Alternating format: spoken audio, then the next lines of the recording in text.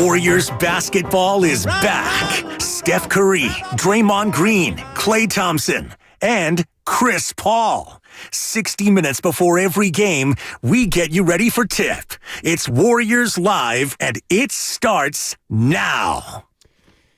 And a happy holiday and a Merry Christmas to one and all. Hi again, everybody. It's Dan Avone along with you. We got you covered for the next half hour before we hand things over to Tim Roy and get you ready for the Golden State Warriors and the Denver Nuggets on this Christmas Day. Once again, a reminder, Warriors Live is presented by Xfinity, the Xfinity 10G network made for streaming live sports. So the Golden State Warriors, as I mentioned, taking on the Nuggets. It's the 11th consecutive time the Warriors will play on Christmas Day. Matter of fact, just a little fact to kick things off. You got to go all the way back to 1947. That's the last time. Well, the last time was the first time the Golden State Warriors played in front of the nationally televised audience on Christmas Day. That's when they, of course, were in Philadelphia and were the Philly Warriors and were able to handle the Boston Celtics. Today, they're one of 5 teams that are on the slate in a busy, busy day, not only the NBA, but the NFL also getting into the act on December 25th on this Christmas Day, including the San Francisco 49ers that are coming up later this evening. But it's all Warrior basketball for the next half hour as we get you ready again for a meeting between these two teams that met earlier this year, back in early November, in a game that once again was played out in Denver, Colorado, out at the Baller Center. And that was the game that the Golden State Warriors would eventually lose to the Denver Nuggets, but still there was that feel good because they lost a close contest with a final score of 105-103. And if you'll recall, just to take you back in what has already been a whirlwind season to date, Golden State started the year, remember, 4-0 on the road. And everybody was like, what is this? What's this all about for a team that could not, had such struggles on the road a year ago and nearly matching their win total of the entire season from last year. And then the Warriors had their first loss on a long road trip. And then they finished things up against Denver. And despite the loss, they were 4-2 on the road at that point. And even with the loss to the Denver Nuggets, I remember because I was doing a show at the time, there was still a sense of a feel-good that the Golden State Warriors would take this moral victory because they had just lost to the defending champs, and Jokic and company had it going at that point in the early part of the season. They were dominating everybody. And the Warriors went into Denver, as I mentioned, on the back end of a very grueling road trip. And while they lost, they made a valiant comeback. Steph didn't play very well. It was a game in which Draymond Green was not available. Of course, Draymond will not be ready to go in the second meeting between the two teams.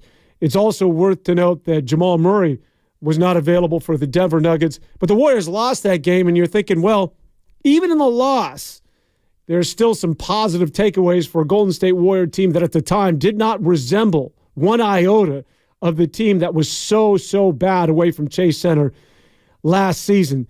But it was the beginning of sort of the end for the Golden State Warriors, if you will, because that was the apex, the high point of the season, as the Golden State Warriors, with that 4-2 start on the road, would then lose 6 of their next 7 on the road, and that's currently where they're at. And the wheels just completely came off, not only on the road, but at home as well. And then, of course, the Draymond Green well-documented ejections, beginning with Rudy Gobert, and then, of course, culminating with the most recent ejection and suspension, that being of Yusuf Nurkic. And he, again, unavailable tonight, still uncertain as to when he'll return to the Golden State Warriors. Some of the numbers, Jokic has been Jokic. Is this going to be his 3rd consecutive MVP? Well, he's playing like it. And I know a lot of people getting that Jokic fatigue, but there's nobody better right now in the NBA. He's averaging nearly a triple-double. The numbers, just over 26 points a contest for Jokic, 9 assists to go along with over 12 rebounds a game. They are at full strength. There was some question as to whether Gordon and Kentavious Caldwell-Pope will be able to go, but they are listed as probable, but most likely will be in uniform, suited up and ready to go for the Denver Nuggets, who, again, the last time the two teams met, they were without Jamal Murray. But keep in mind that this tip coming up 11:30 out here on the West Coast, 2:30 out on the East Coast, the Golden State Warriors, for anybody that's facing them for the second time or haven't seen them since the early portion of the year or playing them for the first time this year, it is a new look, re-energized, revamped Golden State Warrior team.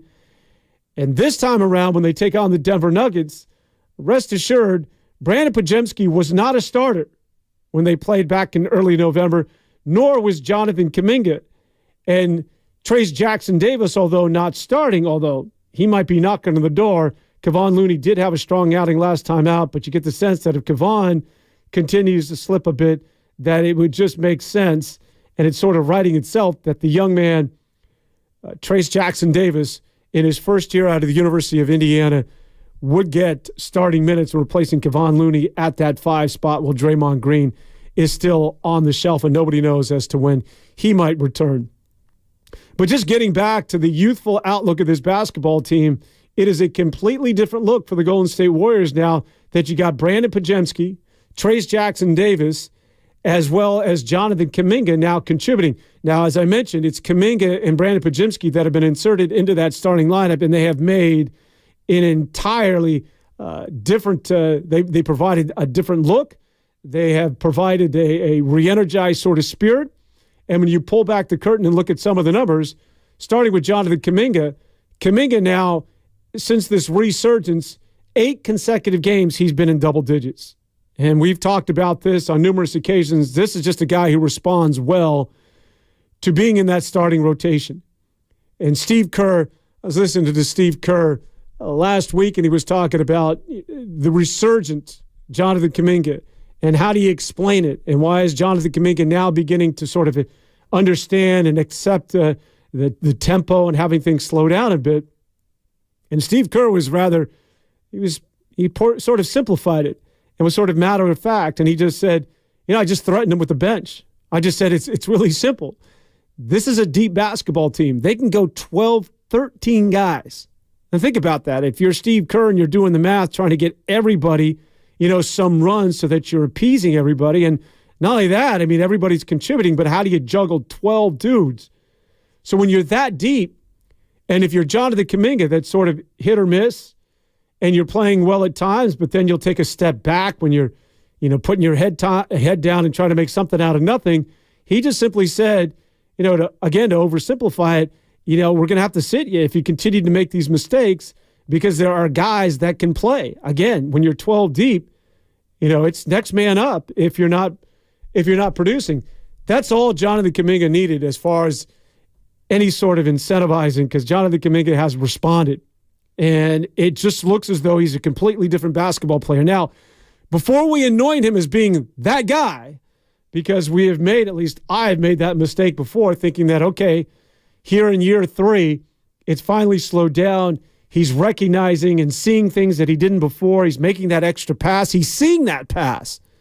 Before it was just that tunnel vision. He had the horse blinders on, and all he could see was the basket and not the 3 guys in front of him that are waiting to take the charge. But now it looks as though there's a level of patience, and he seems to be able to recognize that there's a pass instead of taking what could be a challenge shot, and that's making all the difference. A reminder, Warriors Live is presented by Xfinity, the Xfinity 10G network made for streaming live sports.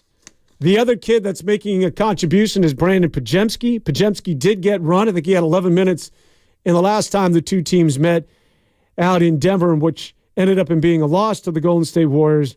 But Podziemski is just this old soul, and he continues. Unlike that, and this is not taking a shot at Kuminga, as I've talked about, he's playing as well as he ever has as a Golden State Warriors, to the point where he's earning starter minutes, and which is really going to be a challenge when you think about bringing back Draymond Green. Well, what do you do with Jonathan Kuminga?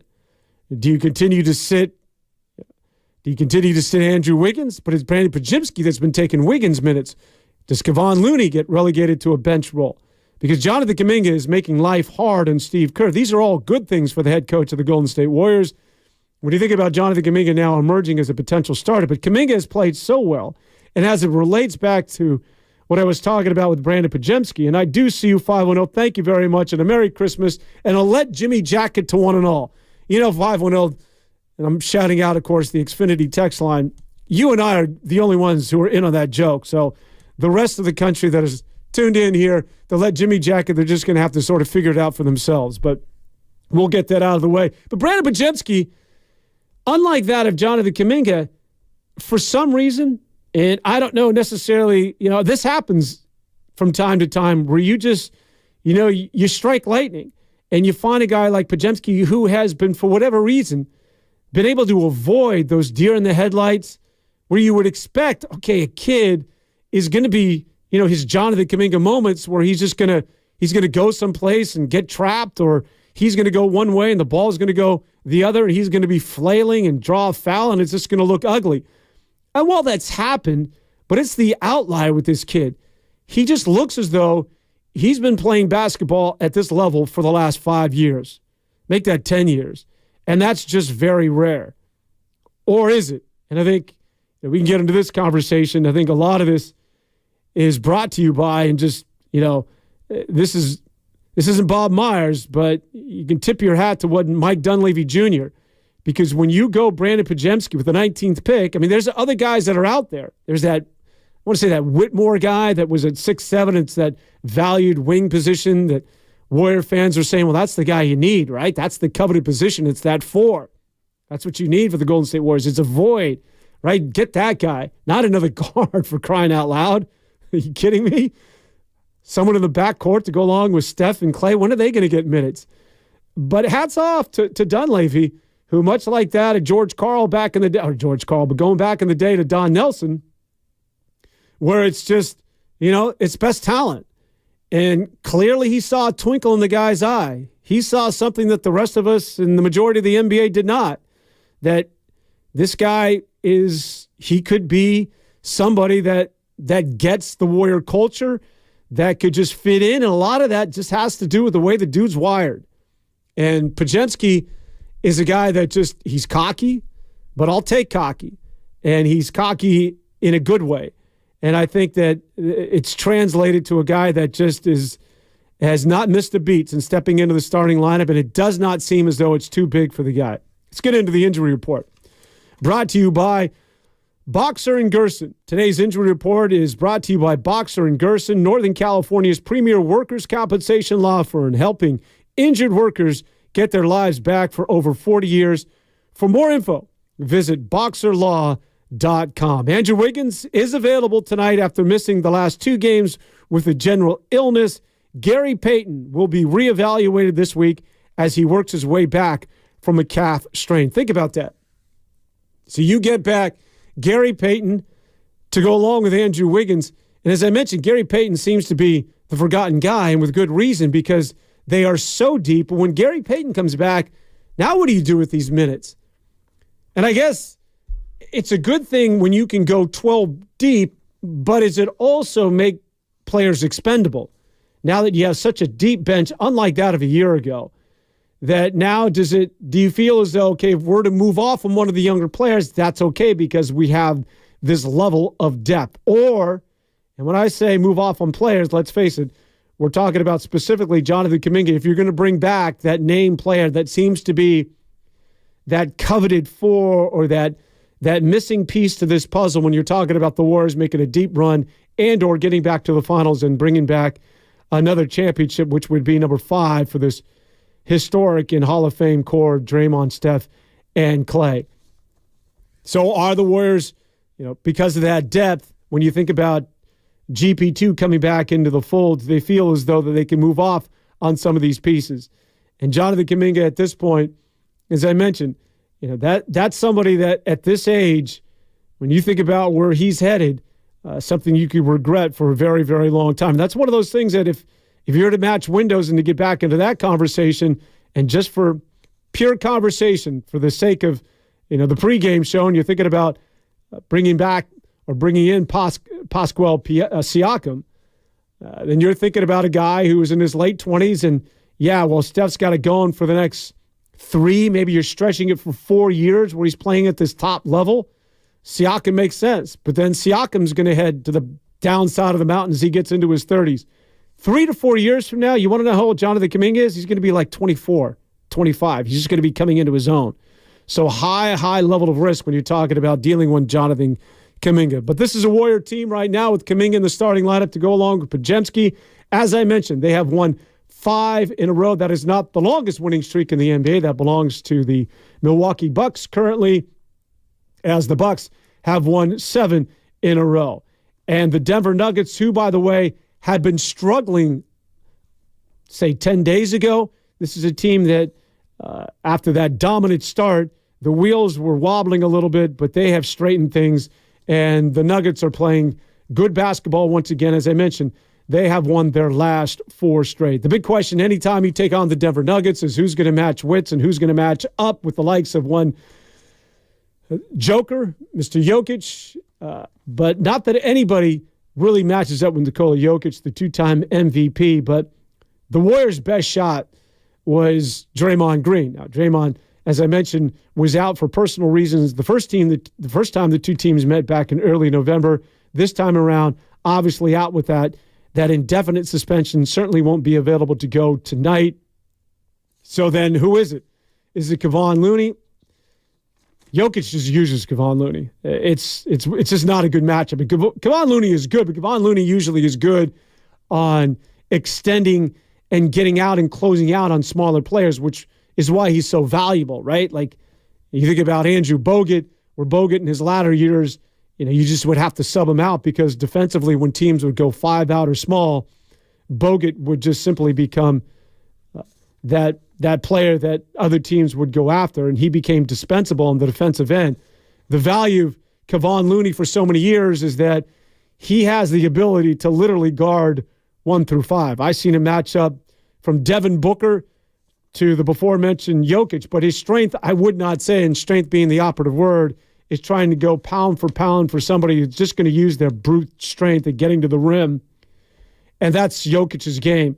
Jokic can play in the interior. He can also step outside. But what he wants to do against somebody like that, Kevon Looney, who's, I don't think it's his strength, is to match strength for strength, and he's just going to look to power you and to go right at you. We saw Saric also in that first round, and Saric was so good offensively in a breakout game for the Warriors in that first meeting against the Denver Nuggets. But again, Jokic had his way with Saric. And so the question then becomes, if you don't have Draymond Green, how about Trace Jackson-Davis? Does Trace Jackson-Davis get that opportunity? And is he the next guy that gets a shot at defending Jokic? And I tell you what, Trace Jackson-Davis, who along with Brandon Podziemski has been this huge surprise in the early portion of the season. Matter of fact, he had that triple-double, back-to-back triple-doubles. He's one of only 3 players in the NBA as rookies to do it in back-to-back occasions, joining the elite company of Victor Wembanyama Chet Holmgren. And now, of course, the double-double back-to-back games, that distinction belonging to TJD, Trayce Jackson-Davis.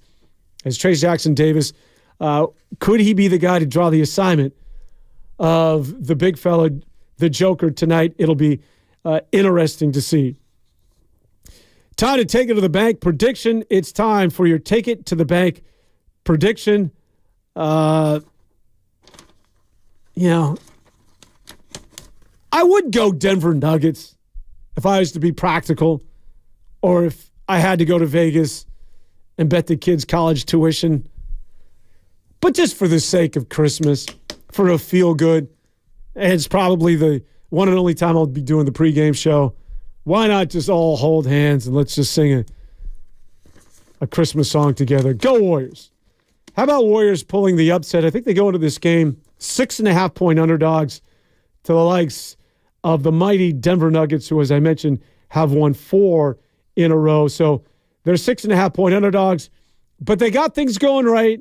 I'm just going to give Trayce Jackson-Davis the benefit of the doubt that because he's going to get challenged. Jokic is going to say, all right, youngster, really? Time to teach you a thing or two and take you to school and back. But everything we've seen of Trayce Jackson-Davis is a young man that is equal to the challenge.